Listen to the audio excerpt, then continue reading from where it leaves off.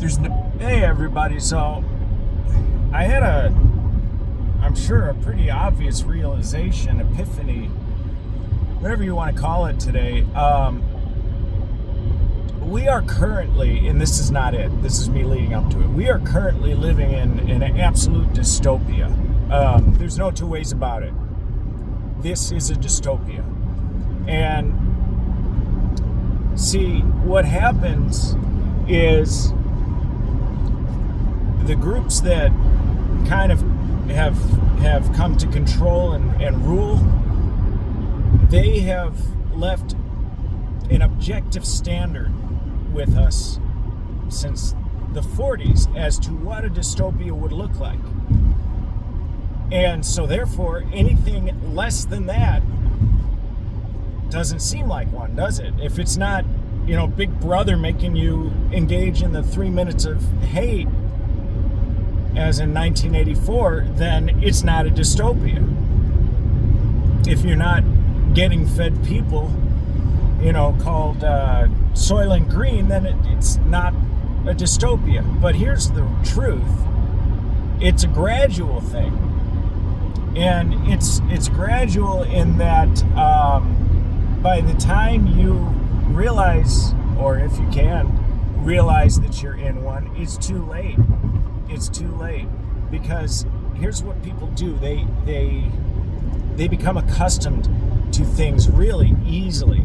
And in that, today looks like yesterday, looks like tomorrow, aside from a few differences, right? And none of them are life-changing.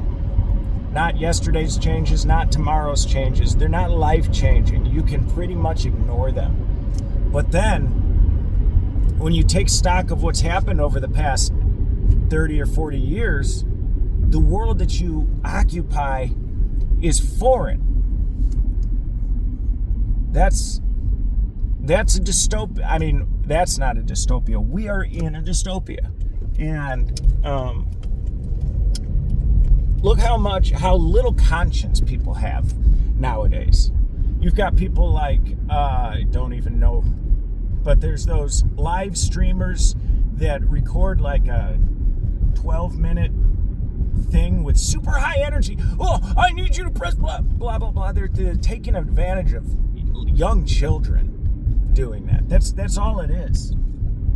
And then, I mean, how many thousands of women make their living and a huge amount of money off of sites like OF? I mean, what are we doing? What are we doing? And then people look up to these people. Kids look up to these people. I don't like being surrounded by people that completely lack any discernible conscience. And we let this happen. The dopamine felt good. The constant push of novel technology in the early 2000s and 2010s, it was cool. But somewhere along there, we plateaued. Nothing new has happened in 10 years. There's been no innovation. Screens get bigger, chips get smaller, but the shackles that they force upon you, those remain the same, don't they? Yeah. In fact, you become more accustomed to them as time goes on. So it's just your daily way of life. How easy is it to sit down and have 2 hours go by, 4 hours, 6 hours, literally just staring at a rectangle, a colorful rectangle. That's all people do. And that's how I'm speaking to you too. Ooh, that was rhymey. But it's disturbing. And here's the thing though, what people have been around. I was born in 1986. I was born way before the world looked like this, and I was not taught to grow into a world like this. I have no idea how. I was taught to go in, hand in an application and a resume, and then call back, to schedule an interview in a few days. And that doesn't happen anymore. Everything is just, you're sorted. You're sorted by AI algorithms. And if you don't fit the bill of what will bring that company the highest revenue with the least amount of payout, then you don't get the job. There's really very little taken into consideration anymore as far as, would I enjoy working with this person? Does this person need a job? Is this person just one good chance away from finding peace? There's none of that. If you don't make the beast money, you don't get hired. And that's not the way.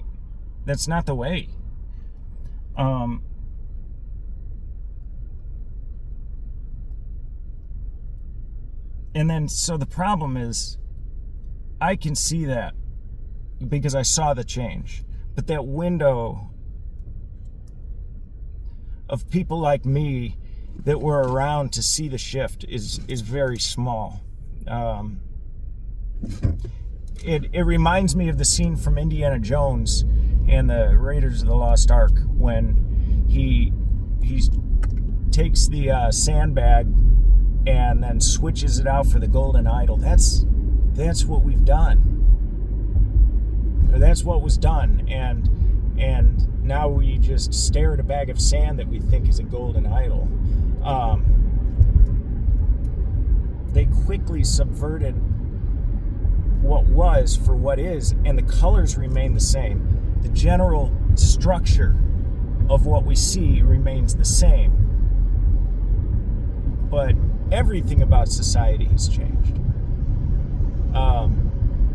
The idea of money is not the same now as it was in 1998. And that's because money had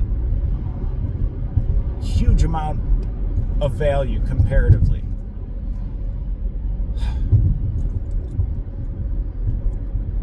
The bad news is that it's not going to get better. It's not going to go back to the way that it was. That I shouldn't say that it won't get better. It will get better. That's the good news. But the bad news is you're going to have to get used to a different way. And at first, it'll seem worse. A lot of people won't know what to do. A lot of people won't be able to handle it. A lot of people will break. But it will be better. There's an entire generation of people like me. There's this Schizodumps channel, really interesting channel. Go check out his video from yesterday. It's about the nomad life, or the nomad dream, really, fantasy, I think he called it, which is exactly true. How many people my age, I know that I have,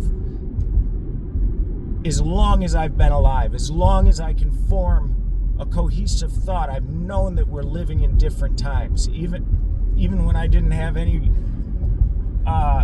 frame of reference for difference. How would I know what a different time looks like if I was not around for the one before? But that, 6, 7 years old, I said that to my mom. I remember it vividly. I was out by the mailbox at my home in Illinois, and we are indeed living in different times. And so essentially we're inhabiting a corpse. This society died. And this is pretty much worldwide, across the plane, across the realm. Society has failed, and we are propping it up by just constantly injecting it with more and more and more of our blood. It has become vampiric. The construct that once at least pretended to serve us now takes everything until our dying breath. My parents are the last generation that will see any sort of aging welfare like Social Security. And you know what? That's not bad. It's been a bad way. It's been a way that has separated us from our spirit. And I think we are living out the consequences of that. Now we've got a bunch of essentially soulless husks in real life. Like, if you get that joke. It's a bad joke.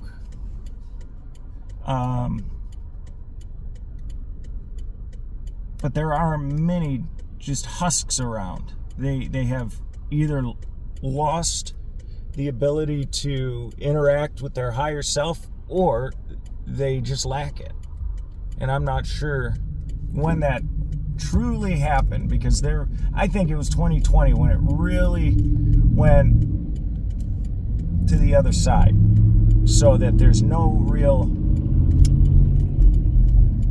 chance to come back anymore. 2020 broke a lot of people. It broke me, and I will make a separate video on that soon, because it's a long story, and it's not a glamorous one, and it's not one that I'm proud of. But it broke me. But in being broken, it enabled me to see what's going on. I've always been able to kind of see, but like then I really started to be able to see every trick that is played against us began to make sense. And the stuff that I studied for years that I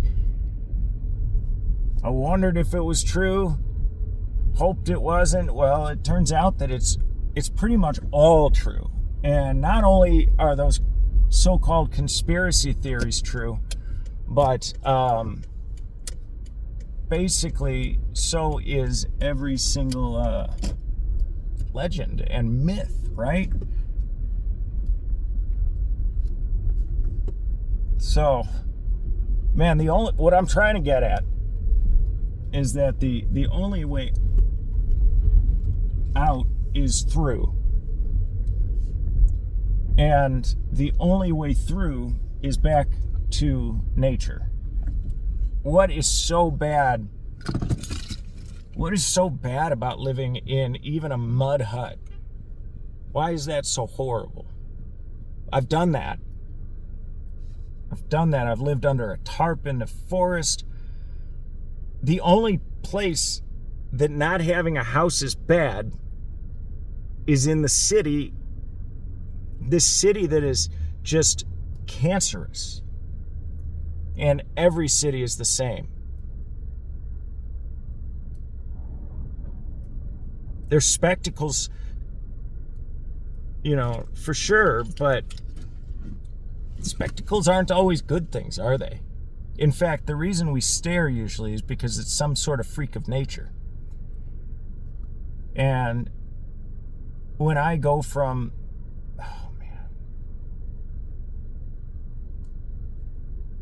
So I forgot to touch on, or I started to touch on the part about the nomad or end of the world type of mindset. I've always had that. I've always been locked in with a fall of society mindset, and I don't know why. And before I could even express it. Kind of like I'll get into that another time. But I always thought that I was also kind of crazy for it. But why are there so many people that have that same vision? And that's what it is. It's what it is. I see it in my dreams.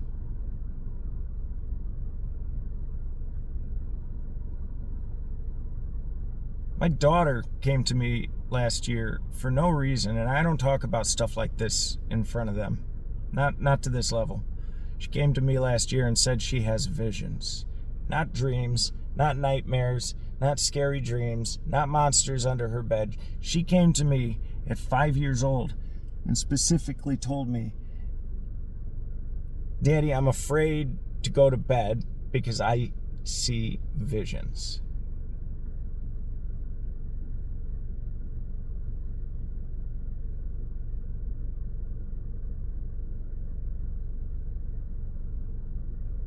What if everything that you've always known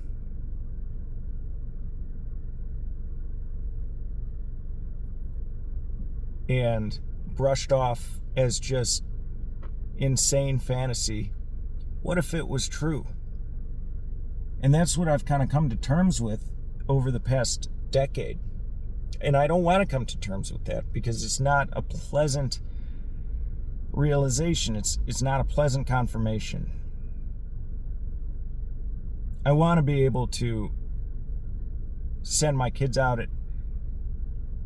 on Halloween to go trick-or-treating, or whatever. A lot of people that might see this disagree with Halloween, but whatever, man. That was such a fun time. I would love for my kids to be able to live the childhood that I had. But it's different. We got people, there was this clip on YouTube. This is a couple of levels of irony here. Clip on YouTube of Jensen Ackles. I think it was him. It was either him or the other guy. Might have been the other guy from Supernatural. They're going on vacation and he sings Carry On Wayward Son. And in the back, they pan to his kids, and they're both like this.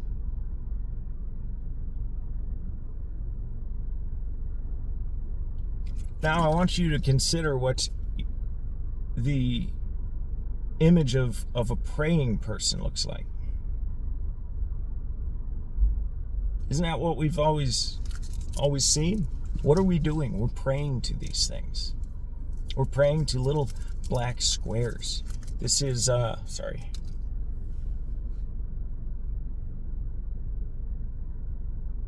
I can do it. I can live anywhere except in the city, except in the suburbs. I don't know how to live here. I subsist, I exist, but I don't live. I know how to make rope from ferns. What good is that doing me?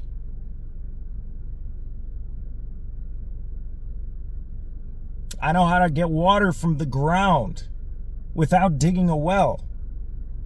I know how to get water from sand. What good does that do me? I can live anywhere. But yet, I'm imprisoned in this strip mall of a country. That's all it is. And listen, we get charged with things like loitering if we're standing around without spending money. That's insane. Same with, I forget what channel I was watching that brought this up. Even like parking meters. If you sit somewhere in your car like I'm doing now, gotta pay. I don't owe these people anything. I didn't ask to be born here. I didn't sign up for any of this. I didn't sign up to go 35 miles an hour when I could go 40 miles an hour, or I might get financially, no, I didn't agree to any of this. And I don't think I know nobody else did. So why are we still pretending that it's feasible? Why don't we just build a better way? I mean, there's more of us than there are of them. And all we got to do is walk or drive or boat a few hundred miles. There's more untapped land in the United States than there is occupied land. By a huge, huge margin. This is the Truman Show. We've been convinced that there's nowhere left to explore. We grow up being told that everything has already been explored. Yet, I've been across the country quite a few times, and I can tell you, most places have not been explored.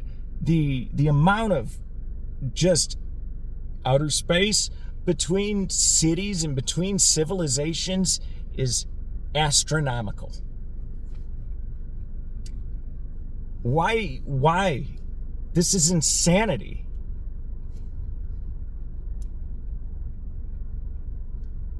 It's not going to get better here. It can't. You know, they've fabricated this monetary system so that now we owe money on the money we owe. Oh. I owe money. Oh, that's Blood Buzz, Ohio. Listen to that song. I owe money on the money I owe. That's what it is, man. The second that dollar is created, more than a dollar's worth of debt is also created. So, every time you're paid, we owe more than that paycheck back. I didn't sign up for that. That's not something that I value. I can trade rope that I've made out of ferns for firewood, for food. You know, that's the way this should work. Or find, use heavy metals like gold, or precious metals like gold and silver. Either way.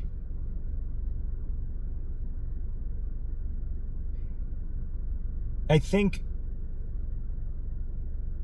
so much of what goes wrong in today's society, as far as road rage, as far as shootings,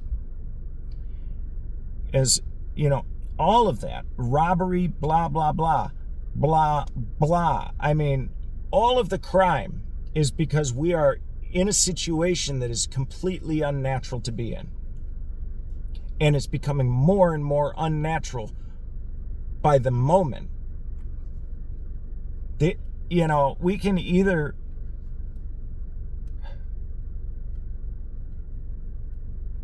do we need these strip malls?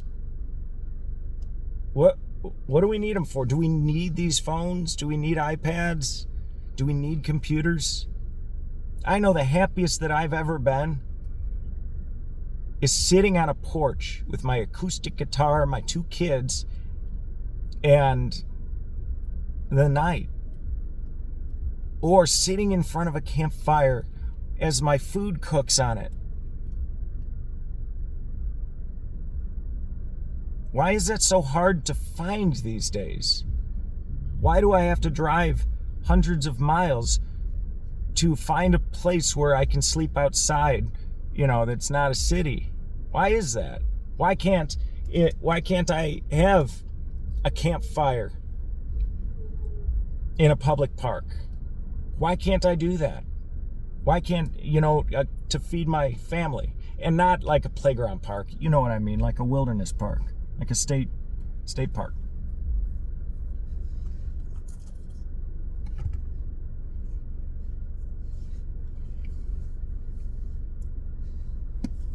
It's the end, guys. The society has fallen. The point of this video is to say that you'll never get to a place where you say, oh, now this is a dystopia, because you will always be used to it. Because it will always take long enough to be put into place that you don't notice the changes. That will always happen. And I'm here to tell you, it's already happened. This is it. This is the dystopia. Now, we can still walk out of this one. We can still walk out. And it's time to do that. I don't know who this is going to reach. Probably 2 people. But